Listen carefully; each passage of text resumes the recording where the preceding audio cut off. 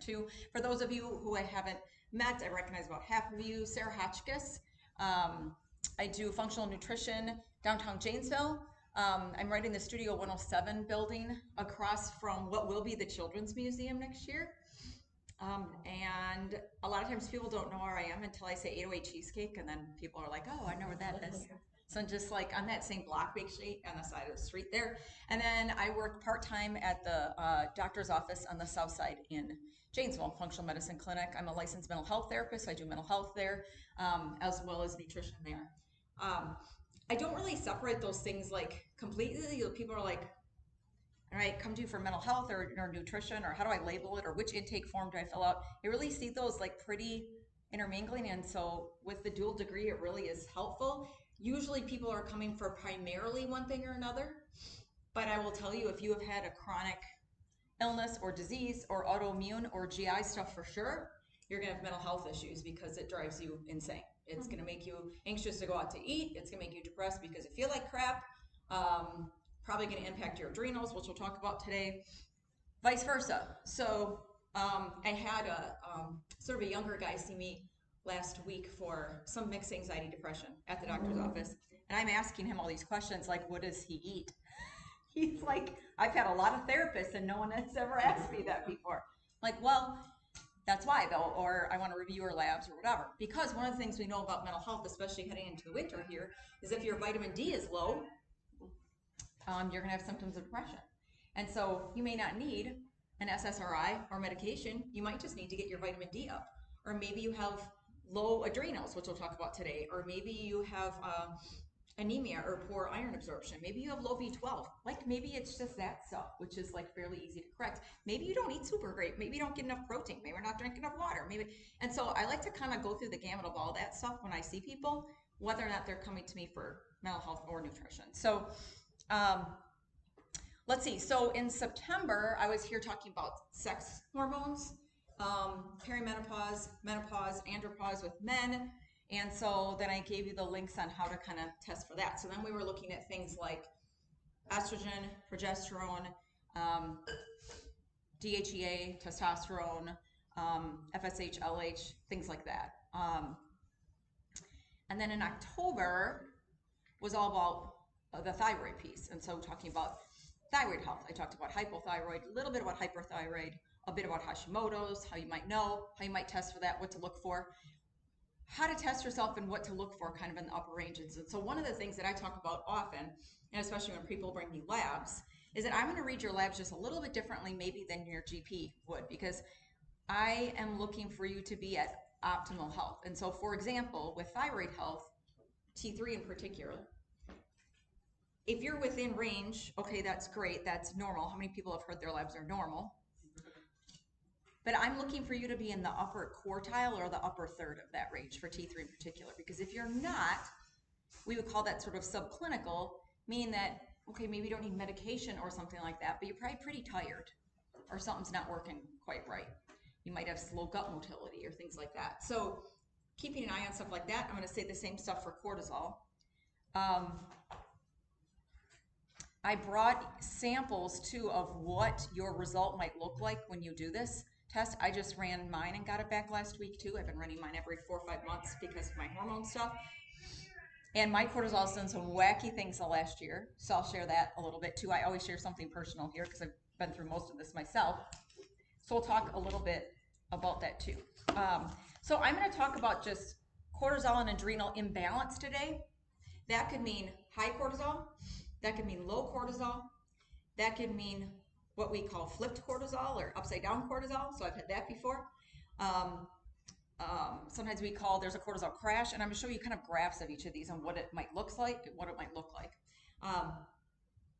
The link that I passed out for you is basically how to go and do saliva hormone panels on ZRT, which is, please don't go and get blood work for, you can do for thyroid, but for cortisol or hormones, it is minimally accurate. So that's less than 1% of the hormones that are going through your bloodstream. And so it's just whacked out. And depending on what time of the day you go and like all that stuff.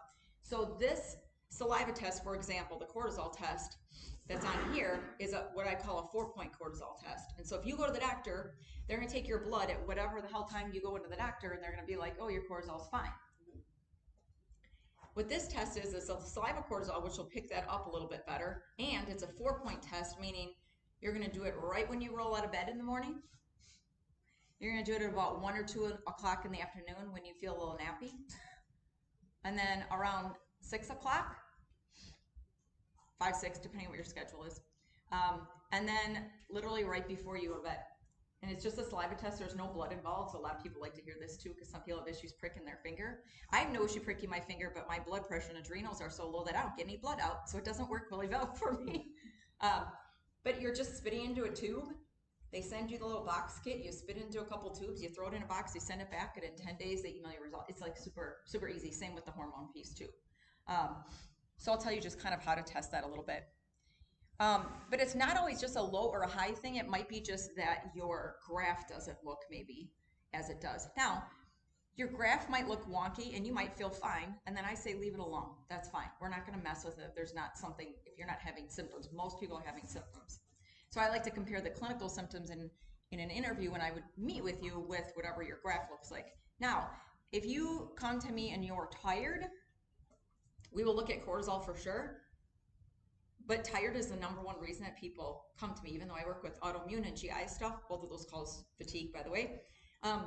If you're exhausted, then we're going to talk about, first of all, actually, how are you sleeping? Beyond any of this clinical stuff, because you're not sleeping well, then you're probably tired. So we'll talk about that. First, hydration. If you are not drinking at least half your body weight in ounces in water, and maybe with some electrolytes, which we have here, you're probably gonna feel tired. So it could be something like really simple. And so people jump to like big things, and everybody wants their test their thyroid and all that stuff, which is fine.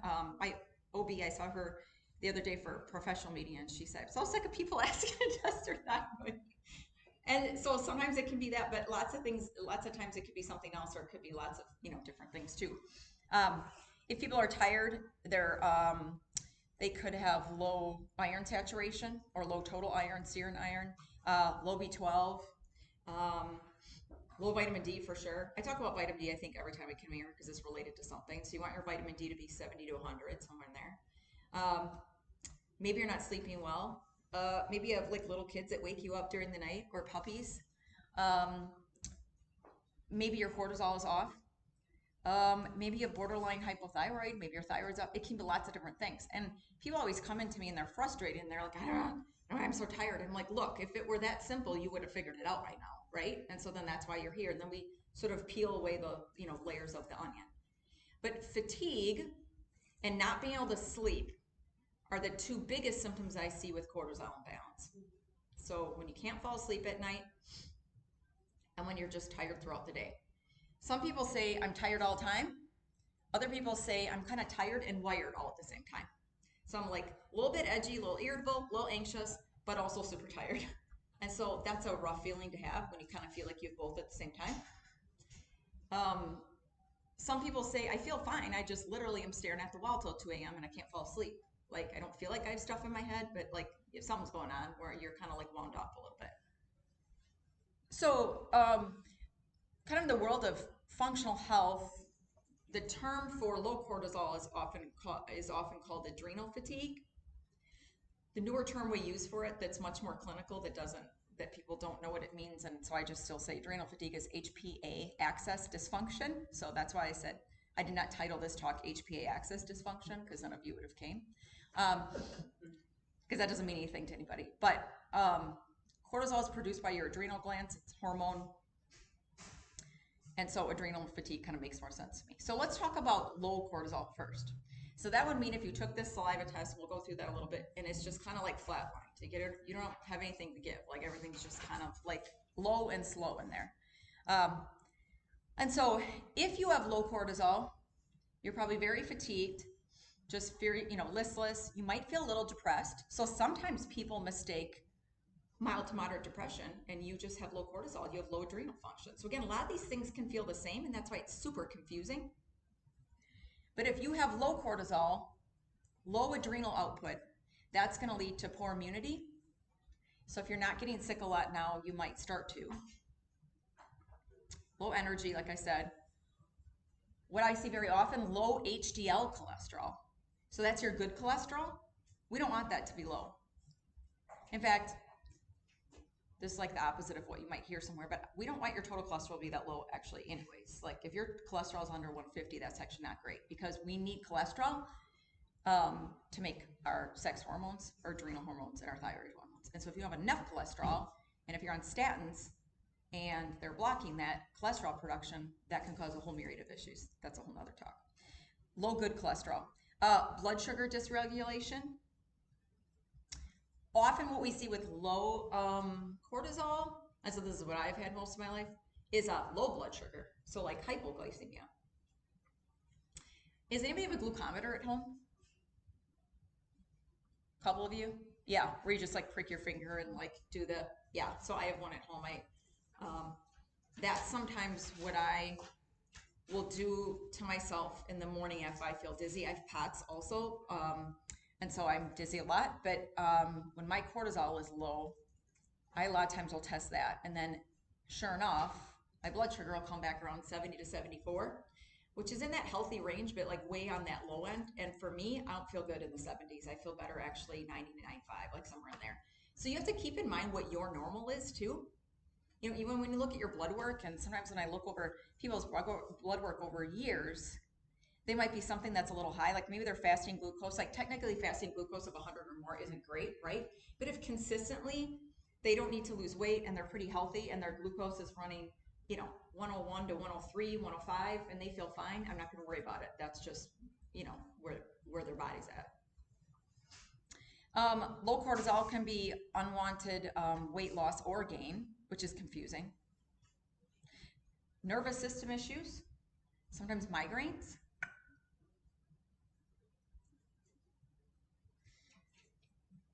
So those are the big things I would say that low cortisol can sort of be connected with or lead to.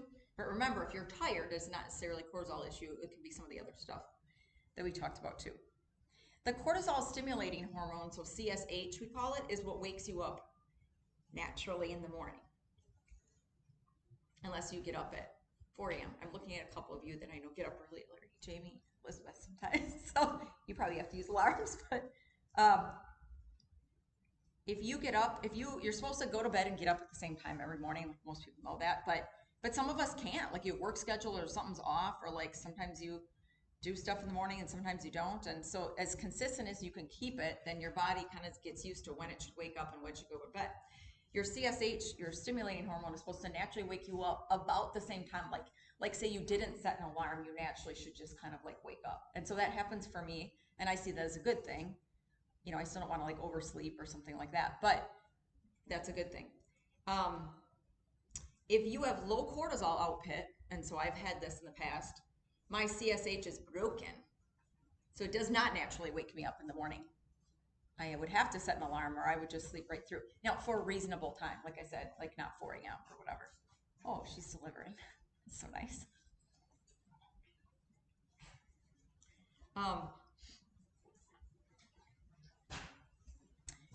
We'll talk about high cortisol, but if you have high cortisol, sometimes your CS can be broken too, because either you didn't get to bed till, you're staring at the wall, so you didn't get to bed till 3 a.m. and then you don't wake up, or it wakes you up too early and you can't get back to sleep. So I've heard that before too from people. So signs of adrenal fatigue or low cortisol, again, HPA axis dysfunction, but we're gonna say like low and slow cortisol. Brain fog. Brain fog can be like 10 different things too, you guys. Like that a lot of time is low estrogen. Like that can be like, we talked about that when I came and talked about sex hormones. That could be thyroid dysfunction. That could be anemia. A lot of these same type of things. Struggling to get out of bed in the morning, like I just talked about. Your stimulating hormone is not working correctly. Thank you. Always tired and fatigued. One of the questions on my intake form is, tell me about your energy throughout the day. When's your high, when's your low? And sometimes I get responses like, low all the time. Like, I don't even know. I don't have a high, I don't have a good time, just like that. Just feel low all the time. So that's probably an issue. Irritable or like low mood, I'm going to call it like mild to moderate depressive feelings. That is not maybe related to something else going on in your life, which again, that's hard to pick apart too. Lack of motivation overall for things that you should enjoy or that you want to do. If you find yourself having a hard time getting up and getting going to do something fun that you know you want to do, but you just can't get yourself going, that's not great either. Um, Craving salty or sweet things, that can be lots of things. That a lot of times is a hormone dysregulation, but again, this is cortisol's hormone. Um, and so salty or sweet cravings can be like an issue too. Feeling dizzy or lightheaded.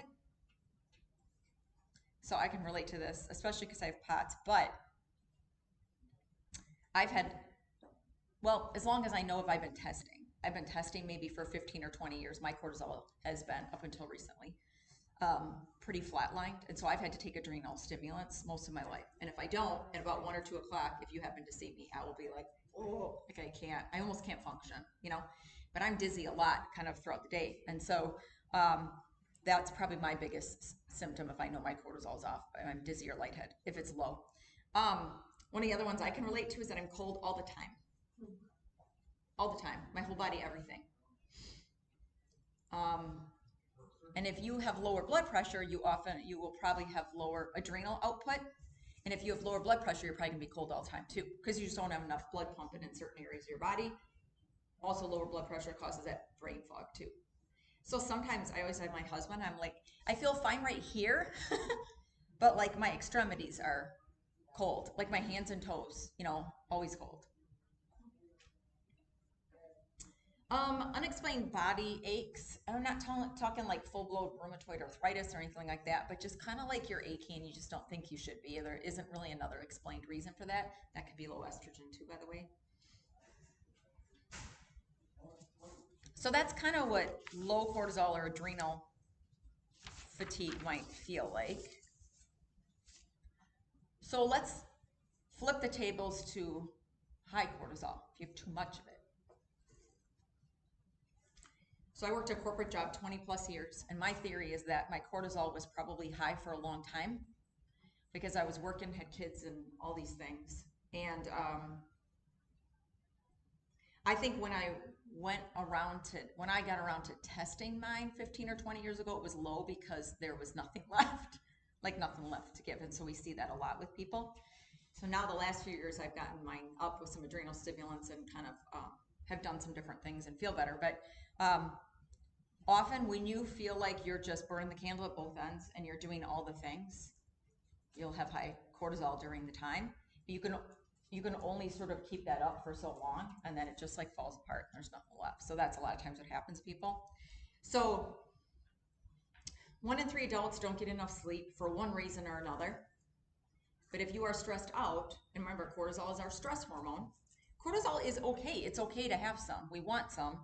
It is meant for, if your kid runs out in the middle of the road and you need to go get them, or if you need to respond to a stressful event, or if you have a sick parent you're taking care of for a few months, or things like that, like it's okay. But if you continually have high stress, even low to moderate stress, all the time in your life 24/7, that's what's going to mess up your cortisol balance. And a lot of times it's not all of a sudden, it's over a year, it's over decades sometimes of like the way that your life has been. And so you may have had a past life of like a poor relationship, or recovering from divorce or loss of a child, or like some rough stuff maybe 10 or 20 years ago, and you're like, but I'm fine now, I don't know why I don't feel fine. It's because your body is like sort of falling apart after all the things that happened, like a ways back. And even though you've made maybe better choices now, or your life is not in shambles anymore, your body is still kind of like paying the price for that. And so that's sometimes what's confusing for people too. Average sleep from 2022 study is 6.1 hours a night for adults. It's not very much. But like when I ask people about how much sleep they're getting, it's usually 6-ish hours. And I think for whatever reason, we've deemed that as like good enough. And I even hear people like brag about it actually. So I think that's our culture too, which is messed up. Like, oh, I'm fine on 6 hours of sleep. I can get by and all that. Like, that's not cool. It's not a good idea. Once in a while, even once a week, that's not a big deal. But like ongoing, that's not great. Like that is going to you're going to do some damage that way. So I'm not sure at one point we thought that that was cool or good enough, because it's not. 7 to 8 hours typically during the summer. 8 to 9 hours. People like roll their eyes when I say that during the winter. It's hard to get 9 hours, right? It's hard to find that. Also, for you women in the room, women in general need more sleep than men. Our brains operate differently and all at the same time. And so we get fried quicker and we just need a little bit more recovery time. Men are better at doing one thing at a time. And so just the brains are different. And so we need a little more sleep. But it doesn't usually happen that way. It's usually the opposite. And so then that's an issue too. Causes of high cortisol, stress, talked about that, anxiety, being too busy. I think we've coined that as like a cool term too, like I'm too busy or like whatever. You're just always kind of doing something. Too much screen time, poor food choices. This is why I do the nutritional part. And then just that you've let yourself get by on 6 hours of sleep or less for 10 or 20 years. Like that'll cause some cortisol issues too. So high cortisol can lead to loss of muscle mass, which is not great, especially over the age of 40. It'll mess with your hormones in a massive way. It'll lower your progesterone, it'll lower your estrogen, and if you have lower progesterone or estrogen, or if those are out of whack for men or women, that's going to cause a whole host of symptoms. For men, it'll lower your testosterone, and most guys don't want that. That leads to a whole host of symptoms. Also, can cause thyroid dysfunction. It'll increase your insulin resistance, so that's not great either, because that means you're less tolerant of sugar and carbohydrates. But probably if you're stressed out, you're eating more of those anyways. So then you put on weight, and then you just crave more, and then it's a vicious cycle. And so then that's a mess too. For women going through perimenopause or menopausal menopause, it'll increase all of the symptoms of those things. It'll just make everything feel worse if your cortisol is high, because you're just running at sort of high levels of stress. For sure, if your cortisol is high at night, you are not going to sleep. So it's one thing at, in the morning or during the day. If your cortisol is high during the day, you probably feel like irritable, edgy, anxious, just kind of like you've had it. But if it's high at night, you're not going to fall asleep. And so that's why I said like staring at the wall. So I told you, like, my thought is that probably mine was high for a while. Probably normal initially and then high for a while. I was always doing a million things. And then I still am. And then when I finally had it tested, it had been low and flatlined. And so for a while, mine was upside down too. So I remember always telling people, like, gosh, I just do not feel great in the morning. Morning's like not my thing, at least not like early. But I don't feel great in the morning. And then starting around noon, I was like, I feel better. And then around about 10 or 11 p.m., I want to like paint the kitchen, rip out closets, like do all the projects, My husband's like, oh my gosh, I would fall asleep. And so while maybe that's not a problem, depending on what your lifestyle is, like I was working an 8 to 5 job, 8 to 6, 8 to 7 even. And so that doesn't work. I had to get up and get kids off to school and all those things. And so it didn't work for me to have energy later at the night and whatever. And so if it's upside down, then that's not good either. Let me show you a couple graphs. So I'll show you these and then I'm going to pass them around. So when you do that test and the directions are on there, let me tell you, because there's so many different hormone tests for ZRT and they're all so good. There's a neurotransmitter test on there too I love that tests like your serotonin and dopamine, and so I use that in my mental health practice. But I gave you the general directions because for me to print out 95 different cards would be ridiculous and I probably bring the wrong ones. So can I see the back of one of them? Is one of them, somebody have one? Elizabeth, let me just see the back here. So you'll go to walkinlab.com, you'll click on all tests, home test kits, because you're just going to get one in the mail, and then select ZRT. And then I said choose your test in order.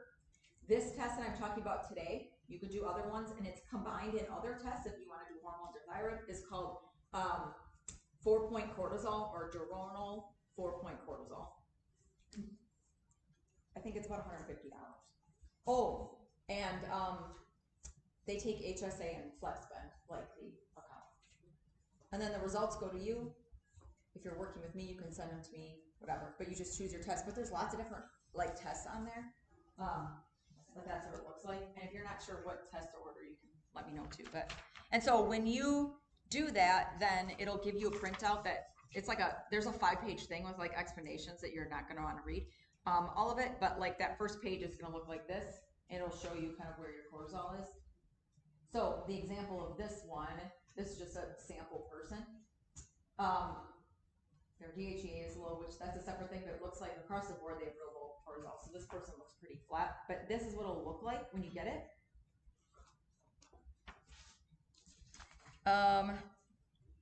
A normal cortisol pattern should look about like this.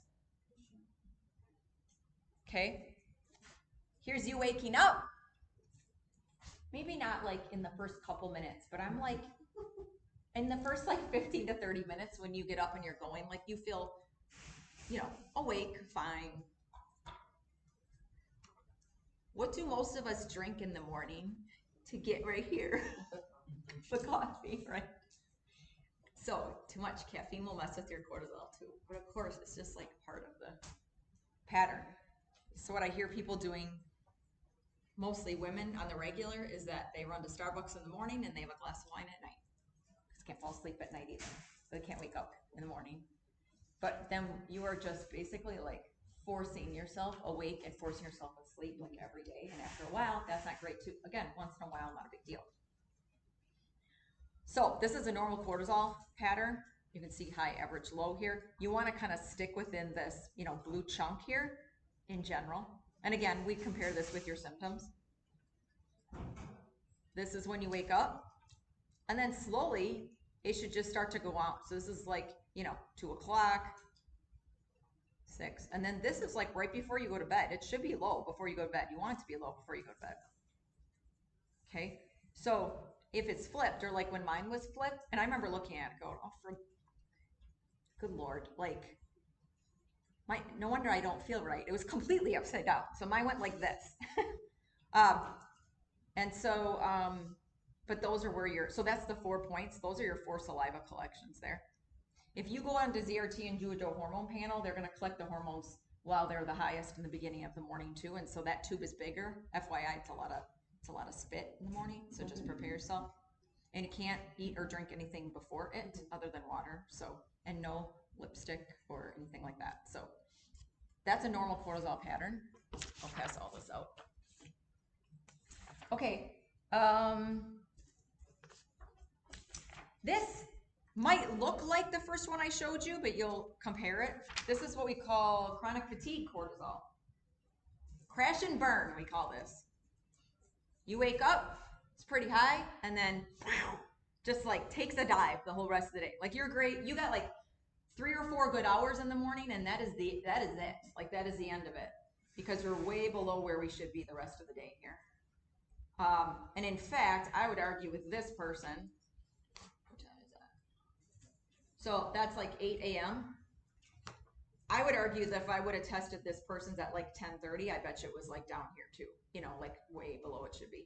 So I don't know when they woke up, but like it's like you have a couple hours straight out of the gate where you feel okay, and then after that, you're just like completely rendered useless.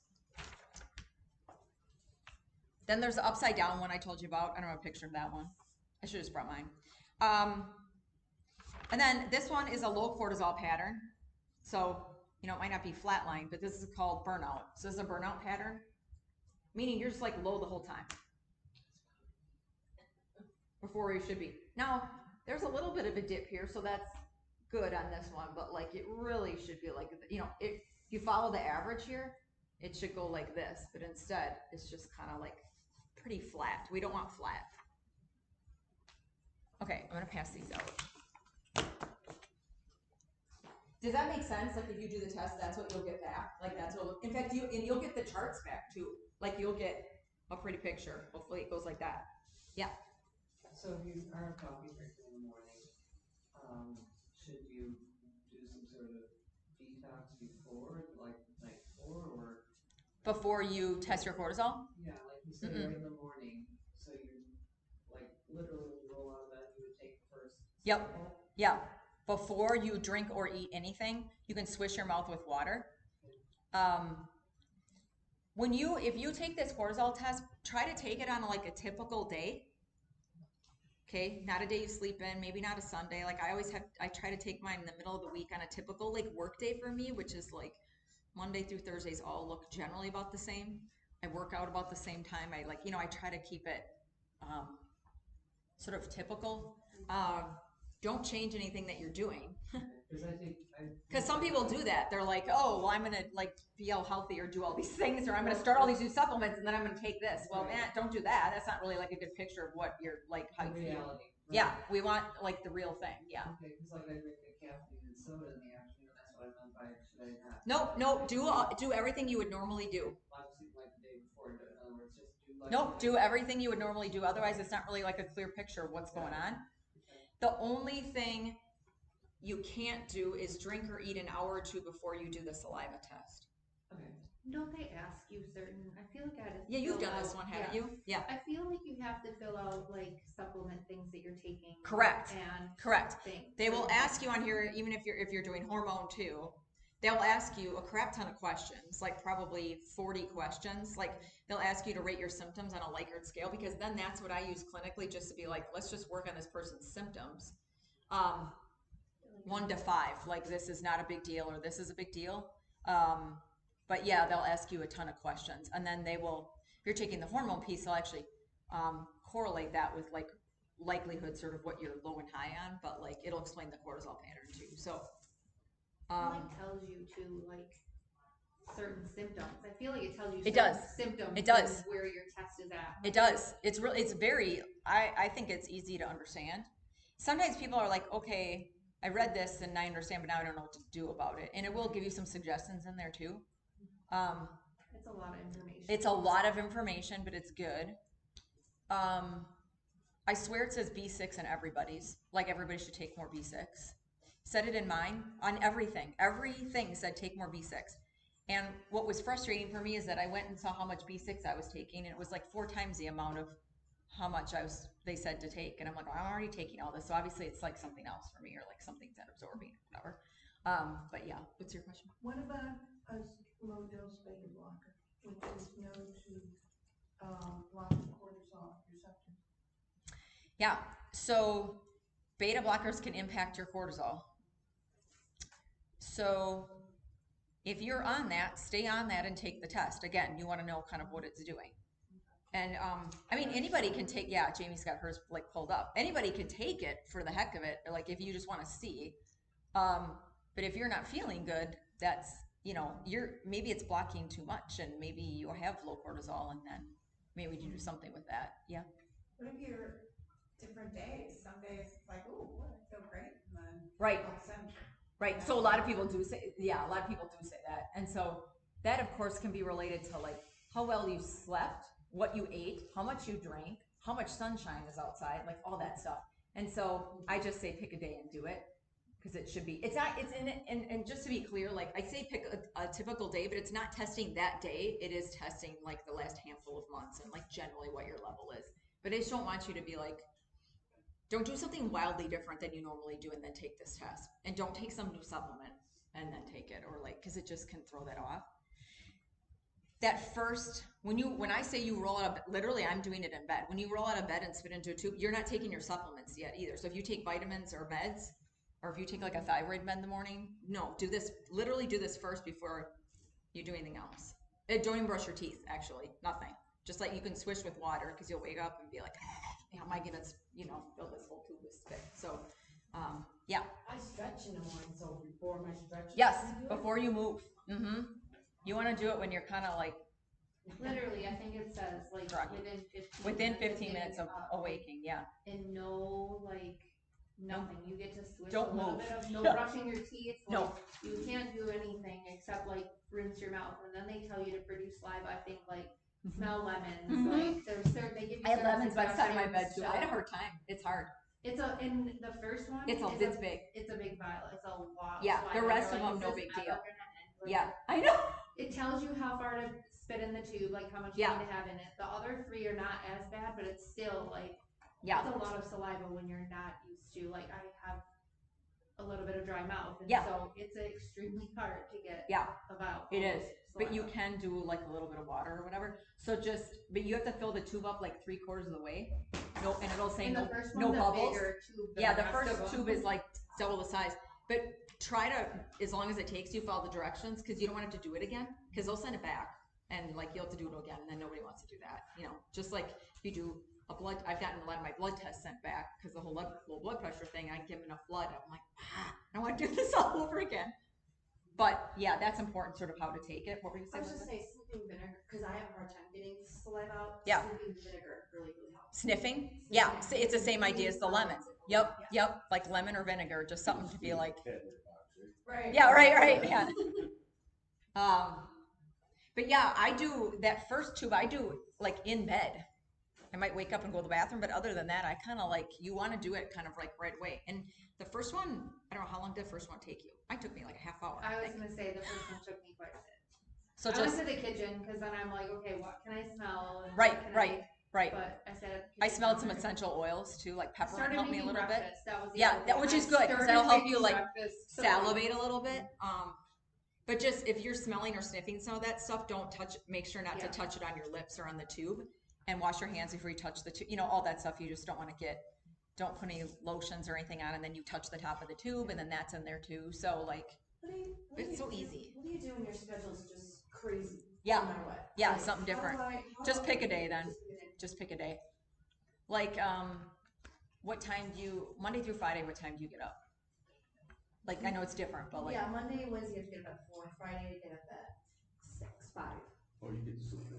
Yeah. I have to go to bed at 8 or 9. So you're fine then. Like, that's not a horrible variation. It's early, but like, yeah. It's the in between that I struggle with. Yeah. I So did mine on an off day. maybe I would do it on a 5 a.m. day so you can, because otherwise you have to get up at 3:30 because might take a little bit to do. You know, it's not difficult. It's just sitting there, like, you know.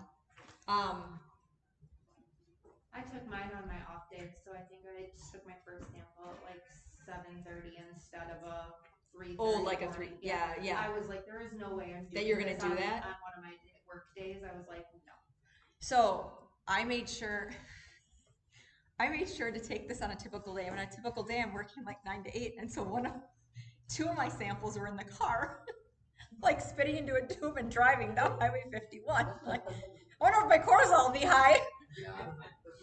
But like, it takes a little bit. Even the second tube take 15 or 20 minutes, and like, I would start. I'm sitting. I'm like, shoot, now I have to go drive to the clinic and go see somebody. But I'm not done with this tube, so I had to finish.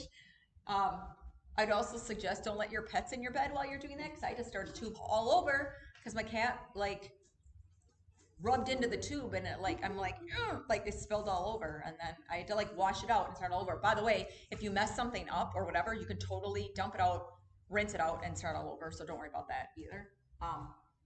And so it's easy. It's just coming up with the saliva. It's not that big a deal. Like, whatever. It's not like you have to do it every day or anything like that. And it's better than pricking your finger for me. So Where do you get the tubes? it all comes in the kit. So when you order the kit, they'll send you a little box of all the directions, all the forms, everything. And then you have to go on the site. And you'll go on that site and just register your kit. Super easy. And because you have to provide your email and so they know where to send your results. That's all. Yeah. Mm-hmm. Can low cortisol create morning sickness? Yeah. Well, nausea. Okay. Yeah. Mm-hmm. It can. So I had that too. Real mild, but just kind of like I'd wake up and some of that I think was from my SIBO, but like just like low grade nausea kind of. Okay. Some of that could be from taking supplements on a empty stomach though too. So like, but yeah, it can. Just low grade, just kind of like. That's why I never had appetite in the morning too, because I'd be like, you're like just nauseous enough that you just don't want it. You know what I mean? That putting food in there seems like a bad idea. Now sometimes that can help, of course, but. Did you want to share I'm okay with you Sure. sharing what it looks like. Sure. If you want to. I don't know if people can. I'll walk around and just kind of show the picture. So now I'll kind of go into like what to do if your cortisol. This is my test part. If you scroll Okay. a couple of my things are Okay. Can I pass it around? Is that okay? It'll shut off, but yeah. Oh, keep touching it. Jamie's just sharing hers. Hers has a hormone piece too, but if you want to look at it, I'll start from the top here. Just, but you'll scroll over, and so that's what her symptoms correlate with, and like that's like all the 8 questions. It's like 6 or 8 pages too. It gives you like the next page after that. It's nice. It's good. So that's what it looks like. But then, yeah, so that shows like the answers to all the questions that she had.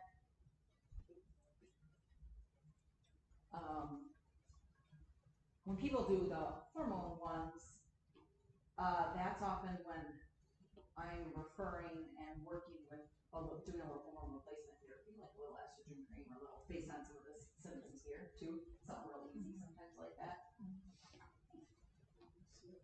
So I really don't like to have people go out and buy things and do things unless you've tested first. Like I'll give you some general ideas here, but I'm always a little bit nervous about talking about this stuff and then people, because I feel like people are doing that anyways. You're running out trying random supplements for things and because you just don't know. And I really like to test and I don't not guess. And so I'm super data driven.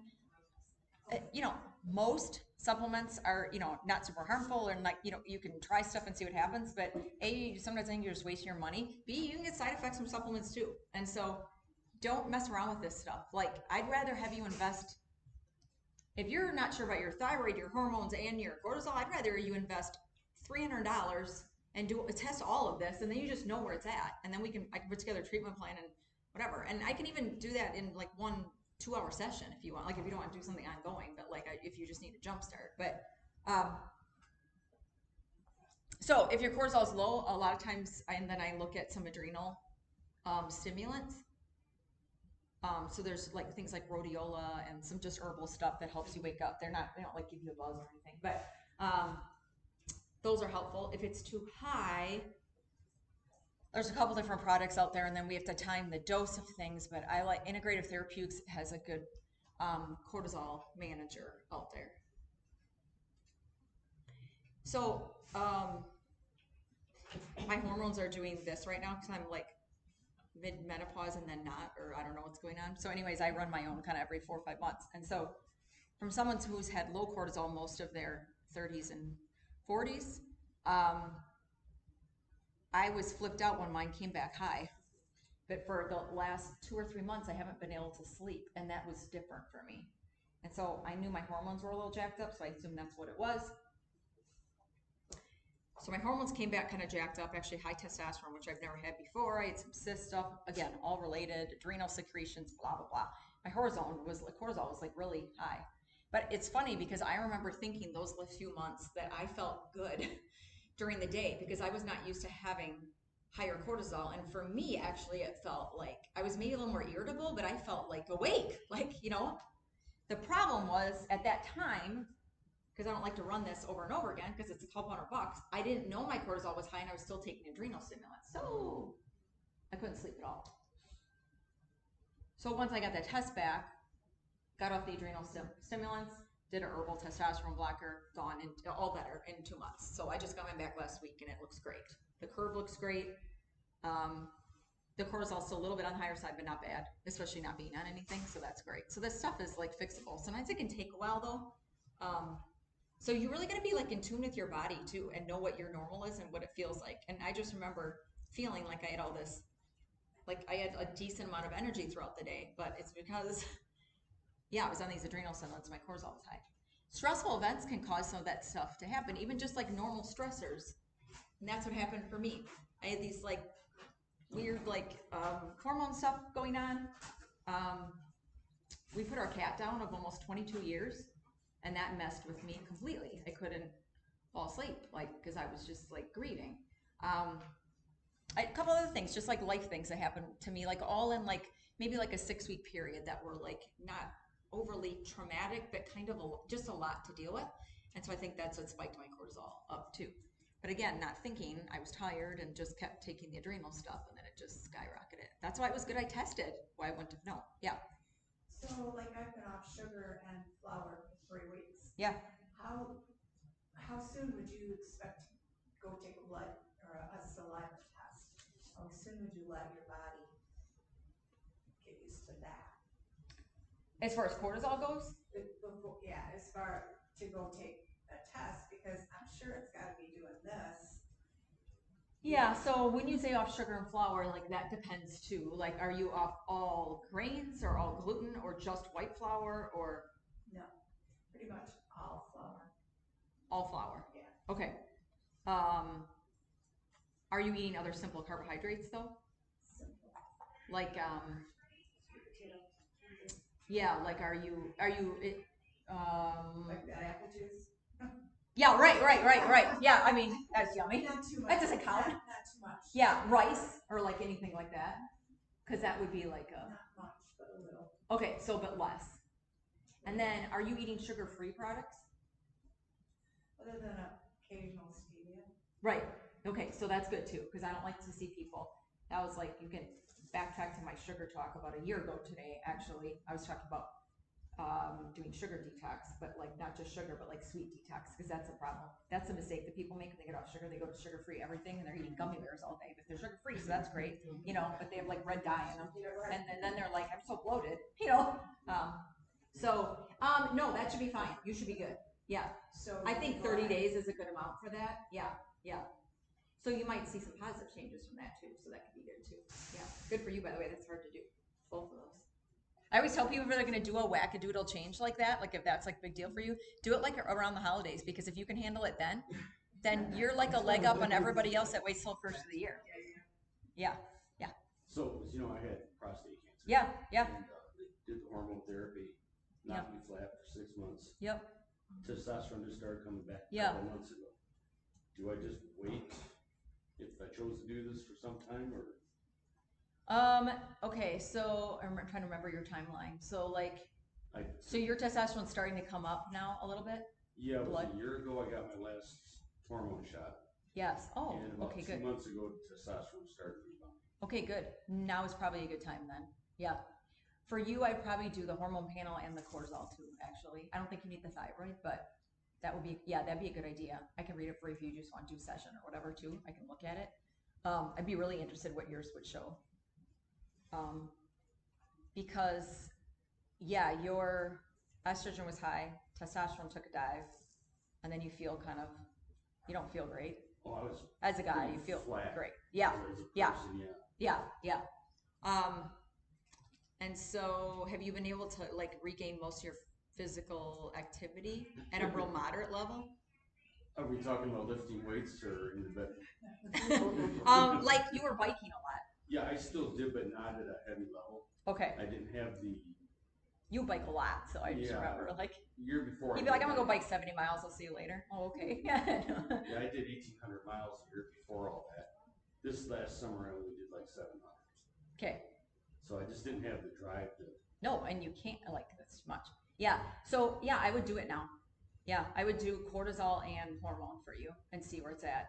So for you, I'll talk to you after, but like there's one on there that's a male specific. I love the ZRT3, but for yours, I'd want to say your sex hormone binding globulin and like a couple other the things that we just look for in males, especially considering the prostate history. So yeah, that'd be a good idea.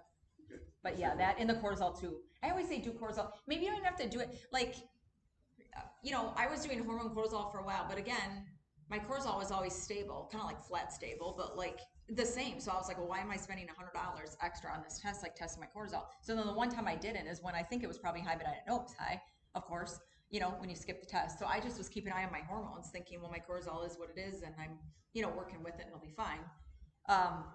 But if you do the test and your hormones are stable and your cortisol is whacked, like you can really just do one or the other. It's cheaper if you do the one where it's like both combined though. It really doesn't cost you much just to like do them both together. But yeah, I would do both for you, at least this first time since you haven't done it, and I would do saliva and then we could see where, you know, what it looks like after that. So yeah, sometimes supplement wise, I mean, we talk about like a whole bunch of lifestyle stuff, which I'll go through. But supplement wise, I use either adrenal stimulant or a cortisol manager, which has things like L-theanine in it, ashwagandha, things that kind of like calm your nervous system. And so like right now, So when I found out my cortisol was high, I got off the adrenal supplements, and then I started taking cortisol manager about an hour before I went to bed, 2 of them. Now I'm just taking one.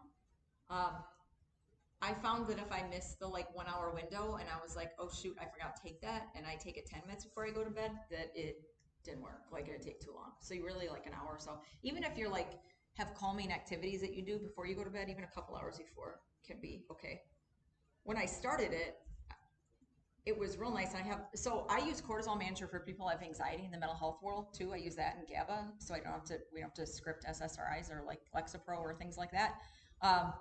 And so I would say about 65% of the time when people present with anxiety or they can't sleep, we look at cortisol and maybe do a combination of those things. I use it for teenage girls a lot, cortisol manager. It just helps take the edge off. That's all, you know what I mean? It's not like Benadryl or anything. It doesn't like knock you out, but it should just kind of like calm. I have a few women I'm working with now that you can take it during the day too. That will take like 1 or 2 at night and then 1 in the morning when they wake up. And again, they just say it just takes the edge off a little bit too. So I saw a woman last week and she was having a hard time sleeping and she has had some anxiety, but she had gotten off her Lexapro actually and was like, ugh, like I don't know. And she was kind of nervous about it too. And so it had taken her a while to get off of that. So I'm like, let's try this. And I said, why don't you she said, I can't sleep. I'm like, let's just take 2 before you go to bed, an hour before, and let's just see how it goes. And she goes, I homeschool 5 kids. I'm like, you should take one in the morning too. And so she did, and she noticed a difference when she forgot it. And so it's great for something like that. And you could take that for, years if you needed it. Really, there'd be nothing wrong with that. It's like $30. So a lot of these things are like, I call them $30 fixes sometimes. The lifestyle stuff is the harder stuff to fix because everybody's looking for a pill, whether it be a med or a supplement. And I don't like to have people take like 50 things, ideally, because that's a lot and it gets expensive. And then it's like, you don't even know what you're doing anymore. So What's Lexapro for? anxiety usually. It's an SSRI we use for anxiety. And I'm fine with it. Like some people it's good for and it works and whatever. But a lot of times I mostly am seeing people over the age of 40 typically because that's when all this stuff kind of like hits the fan and it all adds up. And people are like, here's all the meds I'm on. So they're on a statin, a blood pressure med, maybe a little metformin, and probably a PPI like or omeprazole or taking Tums every day because like reflux. And so, but then they can't sleep and they're tired and other things. And so at a certain point in our life, like, and when you go to your GP and you say something's going on, they're trained to like find a medication that will fix your thing. But so a lot of times people come to me because they want to get off. So those are the 4 meds that I usually work with people on working off of because you should be able to. Or I see people who are told they need that stuff but don't want to, and they're like, okay, what else could I do? Like lifestyle wise or like supplements. What were you saying? Were you gonna ask a question? Yeah, well, they put me on low dose of high blood pressure. Yeah. And I was on it for about a year, then I took myself off of it. Yeah. So then I went back and it's a different doctor. So she put me on 5 and then increased it to 10, so now we're back down to 5. Which isn't much. Right. Yeah. But you were saying that everybody takes meds, but that's the only med I'm taking, but I'm taking also a lot of different vitamins. Yeah, that's good. Oh, okay. Yeah. How old are you? 65. So if you're 65 and all you're taking is 5 milligrams of a blood pressure medication, I'd call that a win. Really. I think that's awesome. They took my left thyroid out. And Yeah. Yeah. That's the other thing I see when people come to me is they're missing a whole bunch of organs. No gallbladder, no appendix, no uterus, no ovaries, no, you know what I mean? Like things are gone. And so, but all that history is important too. For example, if you don't have gallbladder, a lot of times you're having digestive symptoms because you have a hard time digesting fats. Gallbladder's out. And so, but nobody ever really sat and talked to you about how to do that or what that looks like too. And so how to moderate that. Or that maybe, again, a $30 supplement of ox bile, if you don't have a gallbladder for the rest of your life, is probably a great idea. That will help you digest fats, and that's probably all you need. And then just don't eat a pile of French fries. But really, but if you haven't been provided the education, then you kind of just like shooting in the dark a little bit. So things to recover from whacked out cortisol: rest. Either sit around and do nothing enough if you are not doing that and you're racing around all the time, if you are sitting on your butt all day, don't do that either. But if you're someone who's racing around all the time, like just taking some time to rest, and I don't necessarily mean sleep, although that would be the next thing I would say. If you are not sleeping well, the rest of this is going to go to hell, you guys. So you got to figure out how to sleep well. If you are not sleeping well, that is number one. That's before nutrition. That's before anything else. If you are not sleeping well, so you got to figure out the root cause of why you're not sleeping well. People come in and say they're tired. How are you sleeping? Crappy. Let's fix that. If I can fix your sleep, you're probably. So then I'm a lot of times sending people for the take-home like sleep tests, sleep apnea, things like that. Like maybe you have a sleep disorder, or if people are coming in and they want to lose some weight, if you are overweight, you're going to be more likely to have sleep apnea and not sleep well too, because that fat, especially for men, builds up right here, and then you're snoring and then things like that, and so you're not going to sleep well. So, but all that stuff's related. Try to go to bed and get up at the same time, within an hour, even at night and in the morning. I will not say like manage your stress or don't have any, because of course that's the dumbest thing you want to hear from me. But really think about in your life, like what are things that you can let go, that you don't need to do anymore, you don't need to have anymore. These are simple things like a few years ago I was like racing around doing errands, and I'm like, I have to go to the dry cleaner. You know what? I'm just gonna stop buying clothes that I need to dry clean, or I'm gonna skip it. Don't care, right? So that's like that's like a really little thing, right? So I go like whatever, maybe 3-4 times a year now. But like, why? What am I doing? Like, why am I doing that? Because that's just like one more thing that adds on, to my list. Keep your boundaries up, just as a person. Most of us are people pleasers, and we do lots of things for other people, and we burn out because we're doing all that stuff for other people. So I'm the same. I'm in a helping profession. You don't have to do everything for everybody all the time, and people can do it themselves. Or you can give them a resource and they can go, but you don't need to do everything for everybody all the time. It's super great to be there for people, especially if they are sick or something's going on. Same with kids. If you have kids too, just teaching them to be independent and helping them do for themselves, so you don't have to do everything for them. Women, hair color, nails, facials, all that stuff, super awesome. Takes a lot of time and it's a lot of money. Do you need to do all that? If you want to, that's awesome. But I hear women stress out about doing all of those things all the time, and that they don't have time and they can't fit in all their things because one of my friends just went and got her hair done and it looked good, and I was like, how much did that cost? She's like, $400. I'm like, and I'm like, how long were you there? She's like, 4 hours. I'm like, whoa. I said, how often do you go? She said, every 6 weeks. Wow. That's like a half day off of work or whatever. And so for me, I was like, that stresses me out just like hearing that. For her, she loves it. So fine. You know what I mean? But just think about some of those like things that you have to do. Like, do you really have to do them? I don't know. In the age of like, I don't like this, like I like to come here and like touch and look at my food, but like Instacart and grocery pickup, you don't have to go in the store. You can just like pick the stuff up. Like if you like that, or if you want to try it a little bit and grab it and go, just go. I do supplements on my website. Once you know what supplements you want, you just like place an order and it comes to your doorstep, like Amazon. Like have that stuff delivered. You don't need to go look for it, whatever. After a while, after you figure out what you need. Yeah, shopping, running errands, like some of that stuff. I don't know.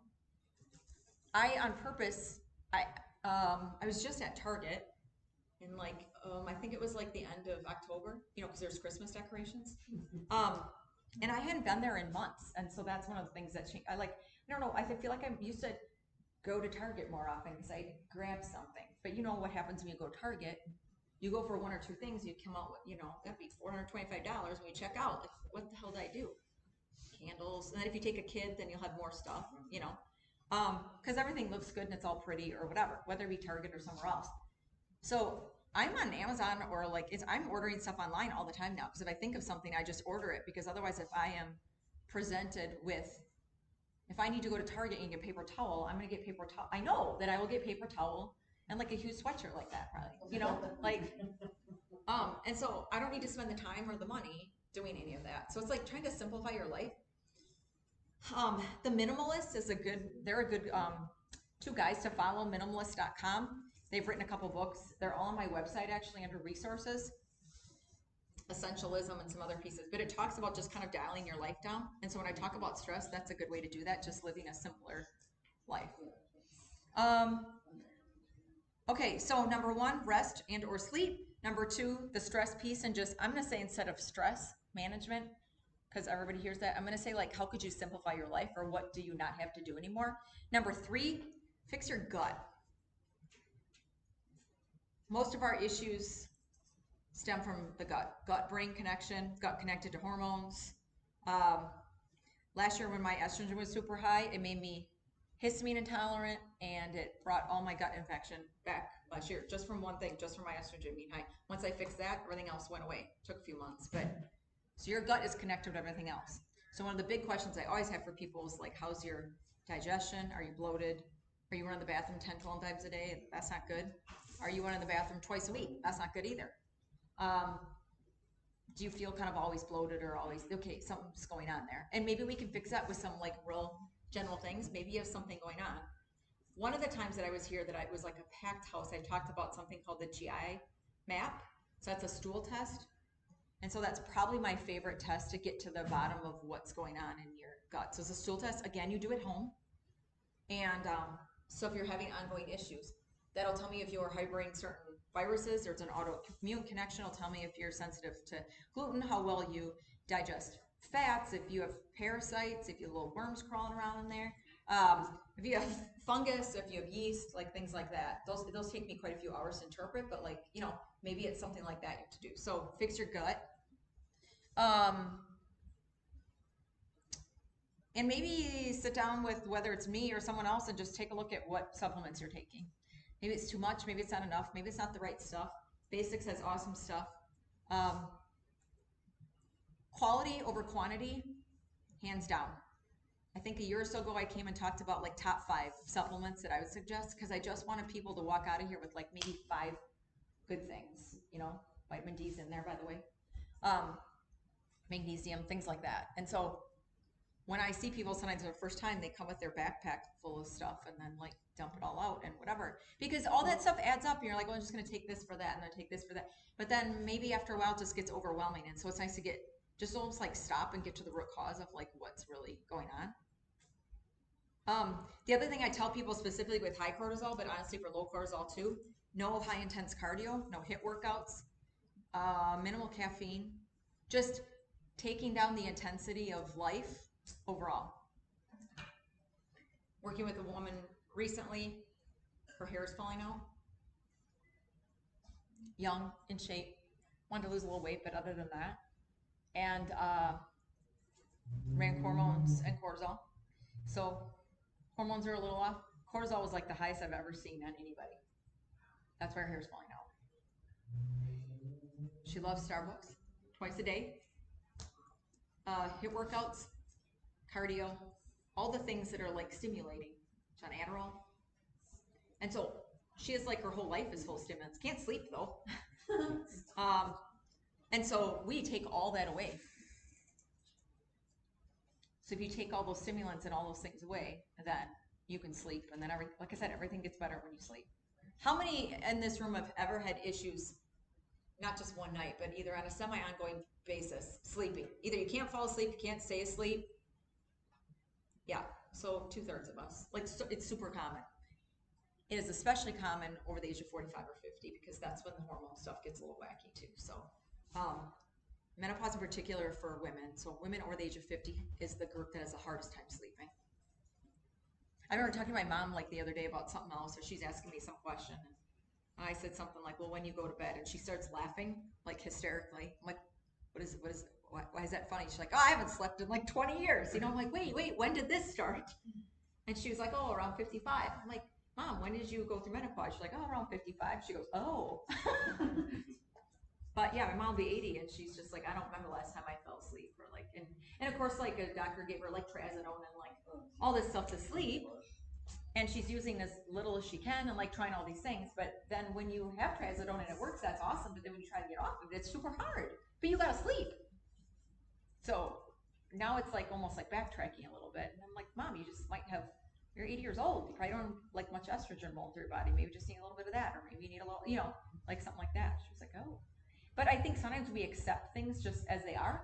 Like, oh, well, I'm whatever, 62, so you just don't sleep after that. No, that's not right. Like, that's not normal per se. We accept a lot of things, I think, that shouldn't be. What were you I saying? have a question.